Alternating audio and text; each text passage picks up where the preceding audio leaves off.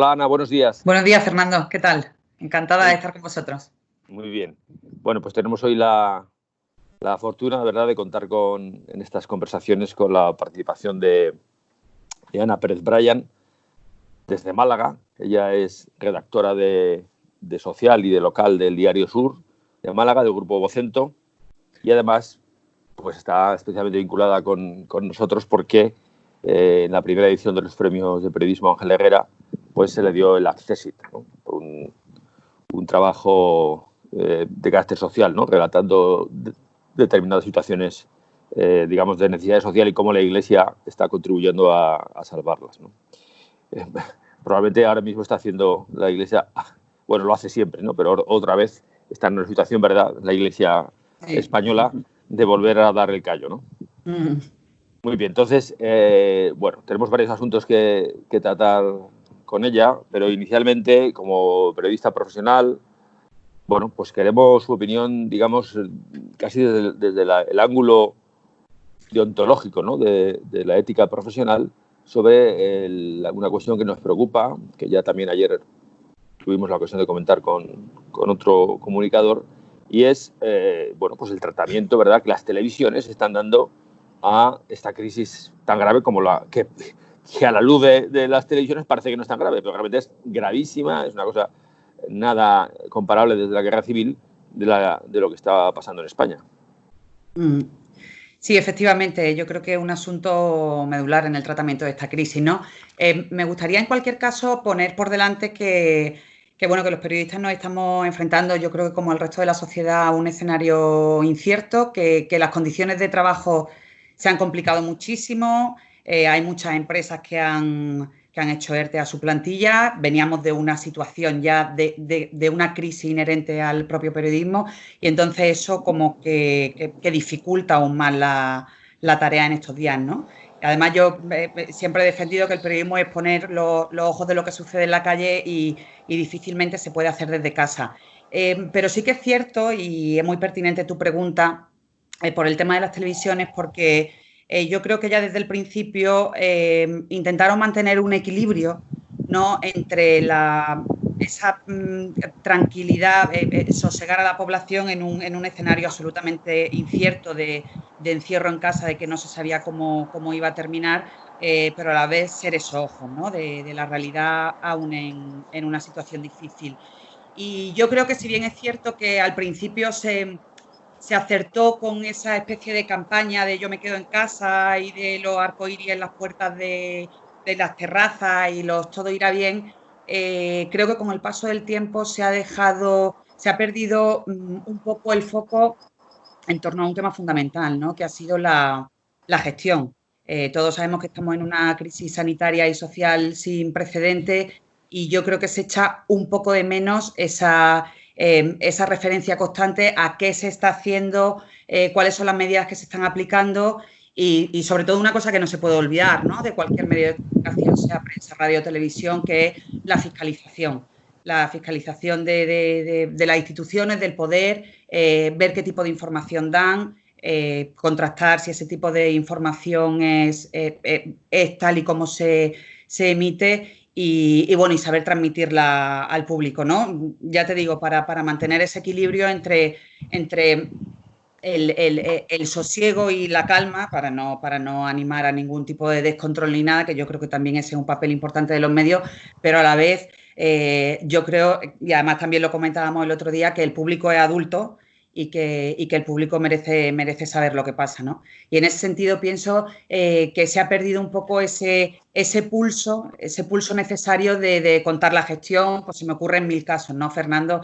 El tema de los test masivos, yo he hecho mucho de menos esa pregunta que incluso tendría que ser machacona, ¿no?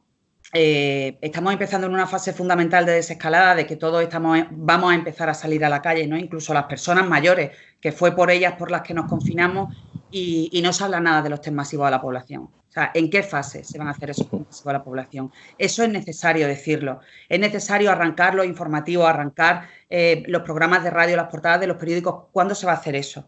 ¿no?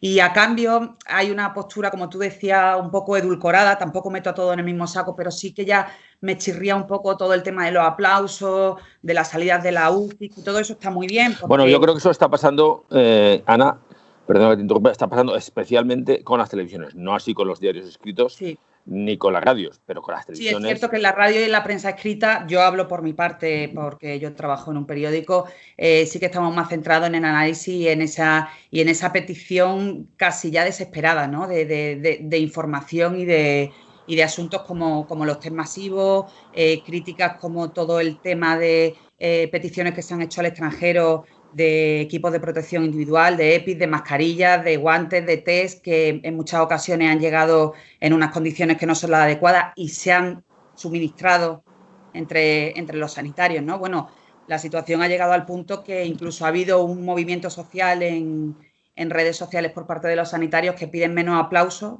e incluso minutos de silencio, ¿no? Y que nos pongamos en los balcones para denunciar que más allá de esa heroicidad que representa su trabajo de salvar vidas, que bueno, que al menos lo puedan hacer con cierta garantía. Y esa parte concreta yo la he hecho un poco de menos en el tratamiento de las televisiones.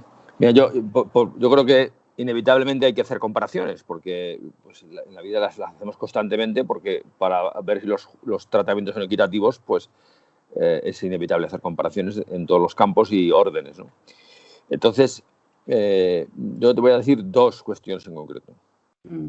Bueno, hasta tres. Una primera, yo recuerdo perfectamente en el día de la tragedia del 11M, que se llevó a casi 200 de nuestros compatriotas. Durante muchos días estuvo las televisiones, yo creo que la mayoría de ellas, de la pública, con un crespón de la banderita de España, con un crespón. Esto no está pasando ahora y vamos por lo menos camino de 25.000 fallecidos. Hoy ha repuntado otro poquito más. Según cifras oficiales, sí, pero puede ser incluso más. Según cifras oficiales, aunque también estoy viendo otro tipo de informaciones donde está hablando ya de 35.000, casi como oficial, si se suman las residencias de ancianos, etcétera. O sea, es una tragedia mayúscula. Sin precedentes, sí. Sin precedentes, ¿no? Y aquí no hay crespón negro en ninguna televisión que conozcamos, ¿no? Bueno, otra cosa son las televisiones minoritarias, quizás como 13TV o otras más pequeñas que están incluso en intereconomía, que están haciendo una labor, y por supuesto las redes sociales que están jugando un papel muy importante en este momento, como has apuntado, ¿no? En esa visualización. Claro, pero no sé si tú tienes a qué porcentaje de la población se alimenta solo de la televisión, básicamente. Pues mucha, Fernando, desgraciadamente. Porque tú ten en cuenta que la televisión casi se ha convertido en la única ventana para estar informado para muchísima gente, ¿no? Entonces, pues hay una dificultad para acceder a los periódicos. Sobre todo estoy hablando de un público de determinada edad, ¿no?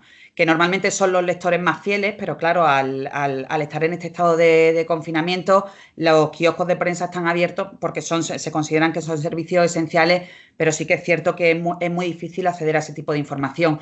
Y cuando puedes acceder a ese tipo de información a través de los portales digitales de prensa, pues bueno, pero no todo el mundo tiene el acceso a esa tecnología, ¿no? La radio hace mucha buena labor y hace una labor muy importante de acompañamiento, pero indudablemente es lo que tú dices, que hay muchísima gente que se nutre casi en exclusiva de la información que aporta esa televisión, ¿no? Y entonces es cierto lo que tú dices, que se echa de menos ese dolor, ¿no? Y esa visualización explícita de la tragedia que estamos viviendo. Habría que hacerlo con cierto equilibrio, ¿no? Sin caer en el morbo y sin caer en el periodismo basura, permíteme decirlo. Pero, por supuesto, habría que hacer referencia a esos gestos de respeto, a esos gestos de luto, sin teñir todo de negro. Pero, bueno, un poco por dar también esa visión de lo que está pasando fuera, bueno, ¿no? y contar, si hay que contarlo todo, Ana, tú me corriges, habrá que contar cuántas historias bonitas han contado. Muchísimas, que están muy bien, que están muy bien. El pequeño taller que ayuda con las mascarillas, o la señora que se pone a hacer mascarillas en casa, o de los abuelos, o del gesto del vecino, la policía que ayuda a la señora a llevar la comida. Muy bien, eso está fenomenal. Pero cuántas, por cada historia bonita que se cuenta, para edulcorar la situación, cuántas historias reales, eso trágicas, se están indudable. contando. tú ten en cuenta, hay más de 25, para empezar, de partida, si hacemos caso a las cifras oficiales, hay más de 25.000 tragedias, es decir, hay más de 25.000 muertos que han muerto por causa del coronavirus y que además, yo no sé, esto yo creo que al final terminará saliendo, ¿no? Esa tragedia extra de no poder empezar el duelo porque la mayoría de ellos, casi desde el principio, han muerto sin esa mano que agarrar, ¿no? Ya no solo los que se han ido, sino los que quedan aquí. No imagino un escenario más desolador de una persona que pierde a su padre, a su madre, a su abuelo y no le queda ese consuelo, ¿no? De haber estado con él en esos últimos momentos. No sé, cuesta muy poco imaginar el abismo al que se enfrenta una persona que se llevan a su ser querido al hospital y no sabe qué va a ser de él, ¿no? Bueno, por supuesto que está en las mejores manos, pero que quizás nunca más vuelva a verlo, ¿no? Y entonces yo creo que eso se debería haber contado también. Sí, pero vamos a Sí, perdona, Dime, Ana. Pero vamos a recordar, es que quería ver exactamente la fecha en la que fue. Vamos a recordar otro evento relativamente. Bueno, uno es el del ébola, ¿no? Sí. El del ébola, que como bien se ha recordado, esto es relativamente reciente, solo causó, bueno, pues el sacrificio de un perro. Y acordaros, ¿verdad? Ya tenemos que acordarnos, está reciente, el tratamiento informativo que se hizo, ¿no? Y el otro es el de la tragedia del Prestige. Esto ya fue hace bastantes años, tú sí. Ya eras muy joven todavía. El Prestige, que fue en el año 2002,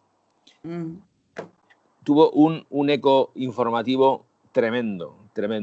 Continuamente, todos los días las televisiones, en particular las televisiones públicas, bueno, en ese momento no existía La Sexta, ¿verdad? Iban a las calas donde a entrevistar a marisqueros, a entrevistar a las poblaciones, a poner sobre el tapete las tragedias que estaba ocasionando eso para poblaciones, para el medio ambiente, para la marisquería, para los pescadores, etcétera, etcétera. Fue un bombardeo tremendo. Sí. Año 2002, que, si no me equivoco, gobernaba Aznar. Sí. ¿Cuántos murieron en el Prestige? Ni una persona murió en el Prestige. Sí, fue el impacto medioambiental. Ajá. Entonces, que fue una desgracia tremenda, ¿no? Obviamente, no hace falta decirlo, pero hay que comparar, es inevitable comparar. Sí. Y entonces esto, yo no sé si, o sea, es un antes y un después en la deontología, sí, profesional, absolutamente. ¿no? Entonces, absolutamente, es que el tratamiento de esta noticia tiene muchísimas ramificaciones. Por un lado, completamente de acuerdo con todo lo que has dicho y sobre todo teniendo en cuenta que no hay comparación, no tenemos una comparación reciente de la tragedia que estamos viviendo con tragedias recientes, ¿no? La gente lo está comparando ahora mucho con situaciones de guerra y es cierto, pero yo creo que esta situación es muchísimo más profunda y cala muchísimo más en el ánimo de la gente, ¿no? Entonces, en ese sentido, absolutamente de acuerdo contigo que hacen falta esas historias.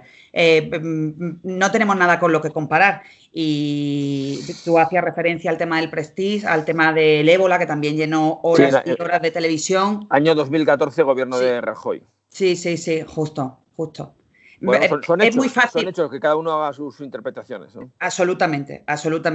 Son situaciones que no son nada simétricas en los efectos que tienen de cara a las personas, ¿no? A las personas entendidas con ciudadanos, pero que lógicamente hubo una asimetría brutal con respecto al tratamiento de las dos cuestiones que me comentaba y el tratamiento necesario que se tendría que hacer sobre determinados aspectos de esta crisis del coronavirus, ¿no? Y yo creo que esa zona gris en la que se ha situado a los fallecidos y a todos los que nos faltan, pues sería necesario reivindicarla, Fernando, absolutamente.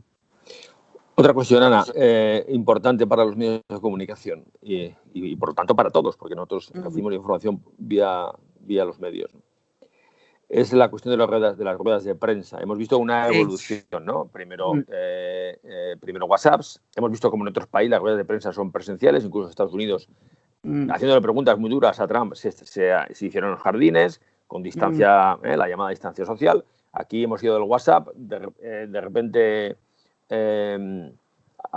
se admitió después de protestas, y ahora nos contarás, muy importante, se admitió las preguntas en directo vía Zoom, y ha habido algunas vicisitudes que no es una cosa, pero sin una facultad que es digamos, que es inmanente, ¿no?, a la profesión periodística, que en ese aspecto es casi como la de la abogacía, la repregunta. Si tú preguntas una cosa, el político se va por los cerros de Úbeda. Ahora recuerdo perfectamente una pregunta dirigida al ministro Ábalos y que él decía, no sé si está usted queriendo preguntar esto, y se veía que el periodista decía, no, esto no estoy preguntando. Claro.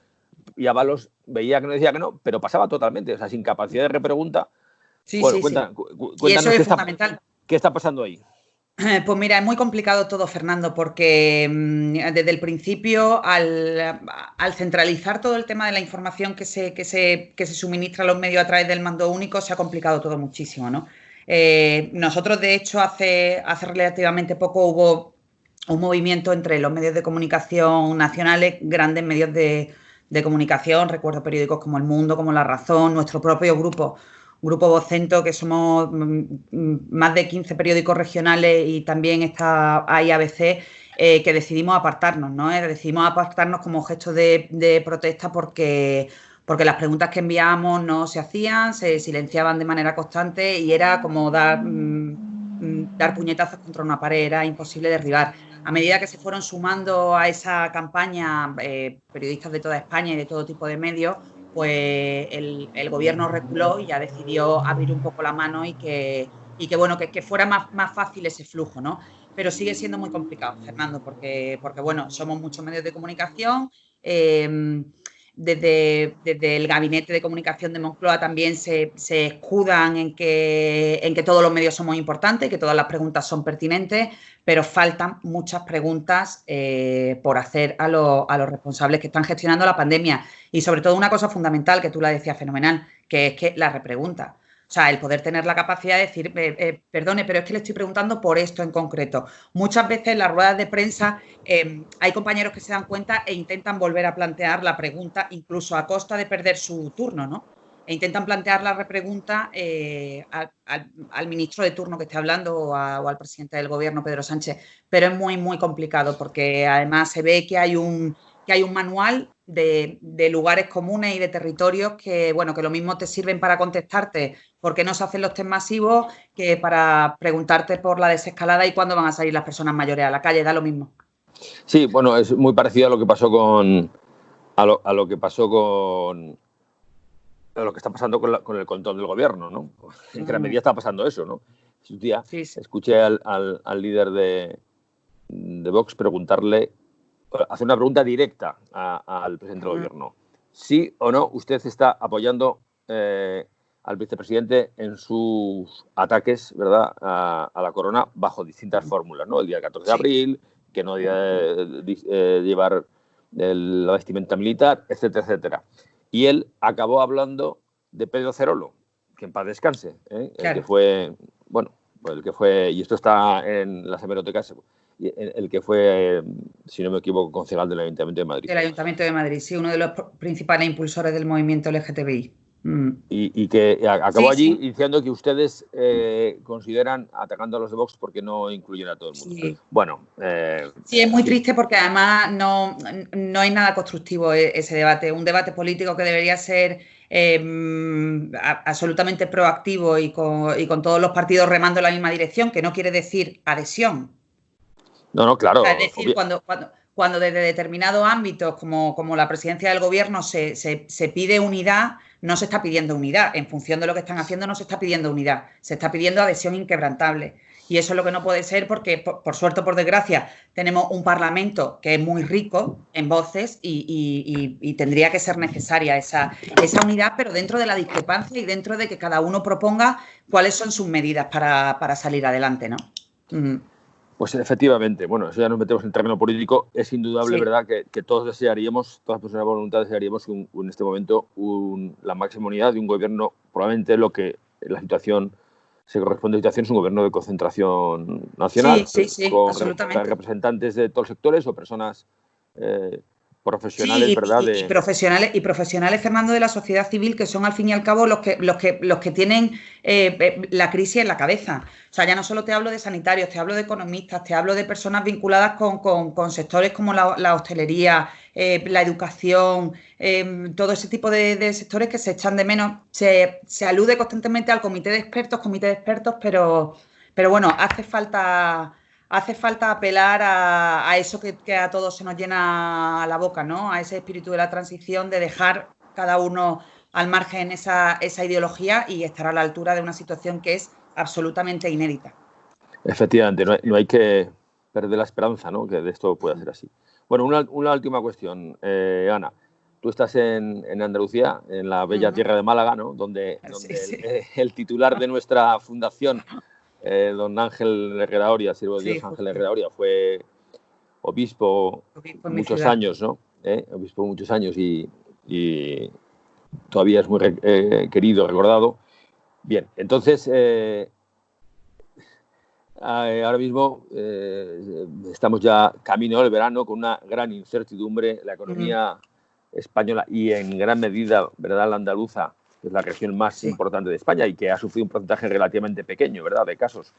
Afortunadamente, pues vivís en gran medida, ¿no?, del turismo y gracias al litoral tan estupendo que tenéis y bueno, que se respira en Andalucía de cara a la próxima campaña del verano. Pues mira, Fernando, pues muchísima desesperanza, enfado, incertidumbre. Ten en cuenta que, lo decías tú, ¿no?, el motor increíble que representa el turismo en Andalucía, que es casi más de un 15% de nuestro PIB, ¿no? Y bueno, y por otra parte, esa incertidumbre y ese enfado porque a pesar de que se está haciendo un programa de desescalada que insiste en que va a ser de manera asimétrica, los empresarios, la sociedad civil andaluza en general no entiende cómo en una región que tiene ese peso específico dentro de la economía también española, no lo olvidemos, y del turismo con unas cifras que no se corresponden a la gravedad de lo que ha ocurrido en otras comunidades. Por ejemplo, yo acabo de actualizar la cifra en Andalucía. A falta de conocer el dato de hoy, hay 13.600 casos confirmados positivos y 1.207 muertos.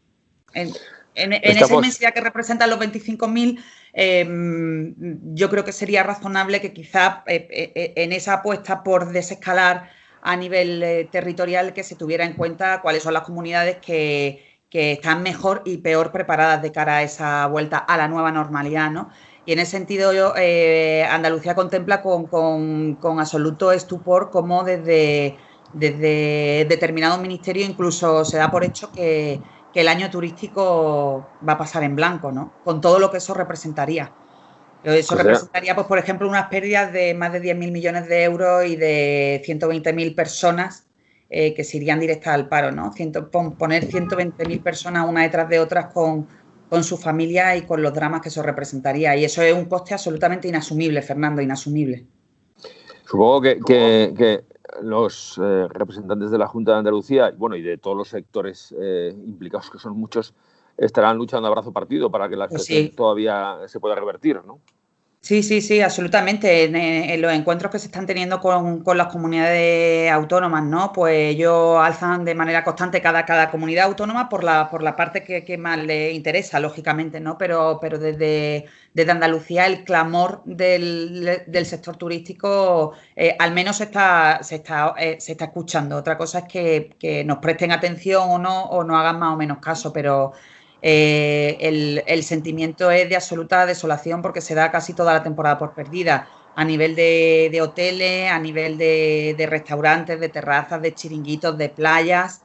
Hay muchísima economía ahí en juego y ya no solo ese sector en concreto, sino toda la parte de la industria auxiliar, ¿no? Que además esto ha venido en el peor momento posible, porque ha venido justo en esa preparación, ¿no? En esa toma de contacto del sector para abrir y para empezar con la temporada alta, que recordemos que es muy limitada, ¿no? Aquí en Andalucía un poco más extensa porque tenemos la suerte del clima, pero bueno, una temporada que a nosotros nos empezaba en Semana Santa y que podemos prolongar casi hasta hasta mediados de octubre, pues es un desastre absoluto. Sí, bueno, recordamos que estamos hoy a 1 de mayo, Claro. para el que vea por los datos que has dado, Ana, para que los relacionen con la fecha, ¿no? Cuando vean el vídeo. Estamos a 1 de mayo, a puertas de un puente, Fernando, y en Málaga, que yo ahora mismo acabo de asomarme fuera, a 25 grados. O sea, imaginar lo que podría representar eso para playas, para todo el sector. Sí, bueno, vamos a ver si de aquí a ahora, con las subidas de temperaturas que vienen ya en toda España, este fin de semana empiezan, creo que mañana en concreto suben bastante las temperaturas, pues a ver si eso mata al bicho de una vez, ¿no? Y empieza y se puede solventar la situación. Probablemente, el otro día lo comentábamos preparando esta entrevista, no se puede someter todo esto a controles, ¿no? La desescalada en este aspecto del turismo, pues va a tener que confiarse inevitablemente en la persona, cosa que parece que... Sí, la responsabilidad individual, absolutamente.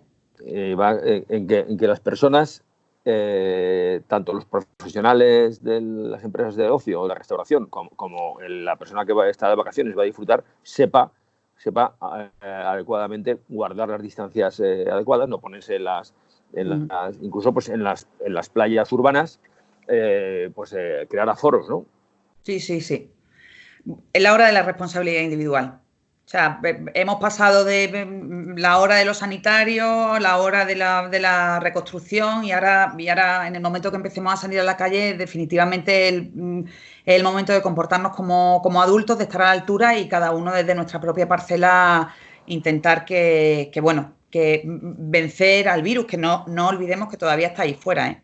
Yo acabo de consultar los datos de España y hay casi 300 muertos. O sea, que eso no se puede olvidar. Intentar mantener el equilibrio justo entre el miedo y la responsabilidad, pero no podemos olvidar que una vez que empecemos a salir a la calle vamos a tener que hacer una convivencia prolongada con esta pandemia mientras haya tratamiento o haya una vacuna, cosa que no parece que vaya a ocurrir, al menos en el corto o medio plazo, ¿no? En Andalucía, de todas maneras, ya como al ser una tierra que vive de cara al turismo y al servicio público basado en el buen tiempo y el clima, ¿no? Ya ha habido iniciativas de hosteleros que se han puesto en marcha y que están preparados para esa apertura que muchos dudan de que el 11 de mayo vaya a servir para algo, ¿no? Porque con la limitación de aforo al 30% y con todos los gastos que se generan, que son los mismos de personal y de gastos de alquiler, de luz, de agua, de comprar la alimentación, va a ser un poco insostenible, ¿no? Pero ya te quería comentar el caso de empresarios, bueno, que ya se han puesto en marcha y, por ejemplo, el otro día publicábamos en mi periódico, en Diario Sur, el de un empresario de Torremolinos que en sus chiringuitos pues ya ha puesto esas mamparas de metacrilato, las cartas de los restaurantes van con código QR para que no tengan que ser tan manipuladas como se hacía en la anterior normalidad, ha puesto arcos de ozono en la puerta del establecimiento que te permiten desinfectarte y que además son capaces de tomar la temperatura y una serie de medidas que necesitan una inversión razonable y que no todos van a estar en disposición de hacerla, no por falta de ganas, ¿no? sino por falta de medios. Pero bueno, que esa infraestructura y esa nueva logística, pensando en lo que se nos viene ahora, ya está puesta en marcha. Está claro que estamos como tú me has dicho, me quedo con ese eslogan, en el tiempo de la responsabilidad individual y también de la creatividad, ¿no? De la creatividad, como estabas contando, y de la iniciativa de todos, ¿no? Particular, porque no debemos olvidar que la iniciativa es particular, es decir, que nace de la cabeza de individual, otra cosa es que luego se pueda trabajar en red y en común para solventar esta situación. Bueno, pues Ana, muchísimas gracias. Gracias ánimo, a vosotros, siempre. Mucho ánimo. Y bueno, vamos a ver si Dios quiere que la situación se vaya paliando, ¿verdad? Que este sol español pues acabe o limite mucho al bicho y que podamos volver a la normalidad. Yo voy a hablar de la normalidad, no de la nueva normalidad.